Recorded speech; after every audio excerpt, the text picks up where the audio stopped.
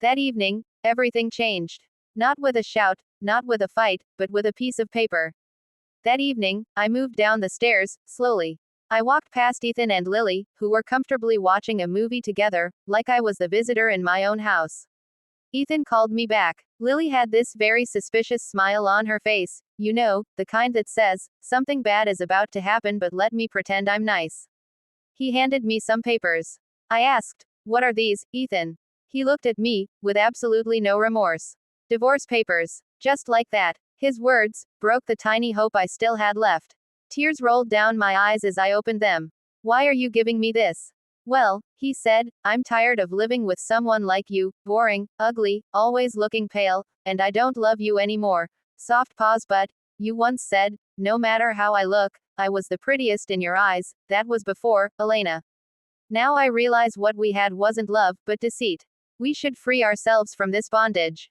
Then what about our son? What happens to him? Did you ever ask why I look pale? I said, that's because I'm sick. Elena, stop.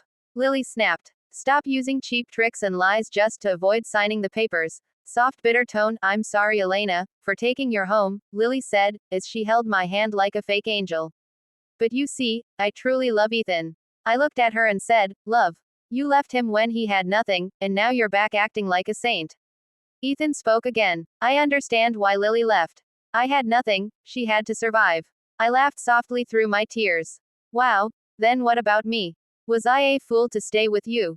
Silence. Tears kept falling, but I forced a smile. It's fine, I'll sign the papers.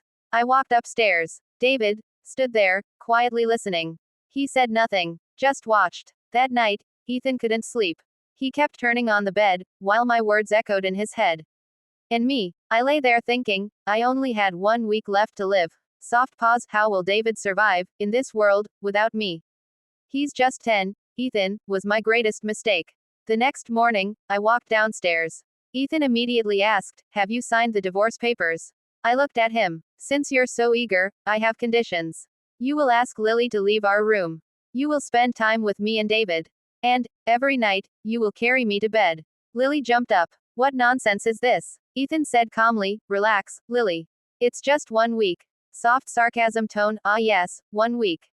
The same, small 1 week, that can destroy or rebuild a life.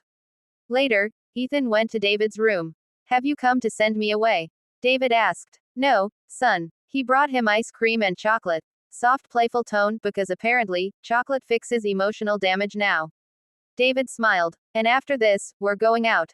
Mum, you're coming too, right? Yes, of course. For the first time in a long time, we looked like a family again. That evening, we went to the park.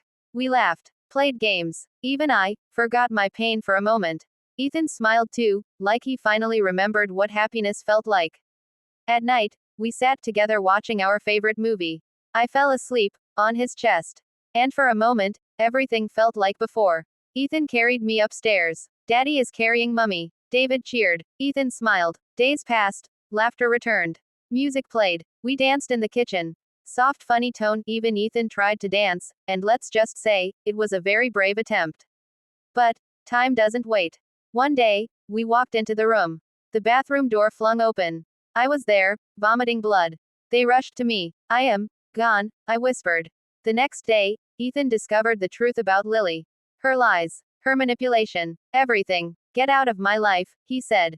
Finally, too late. He rushed to our room. I was on the bed. Still, a letter beside me. He opened it. A letter beside me. He opened it. I gave you 1 week, not because I loved you, but so David would see you as a good father. Take care of him, Elena, he whispered.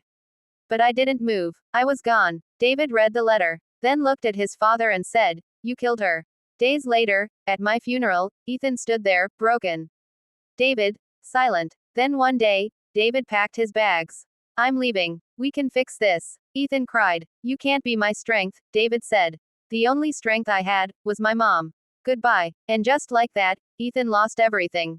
His wife, his son, his family. Stopwatch ending, slow, deep tone, some mistakes don't come with second chances. And sometimes, 1 week is all it takes to realize you've lost everything.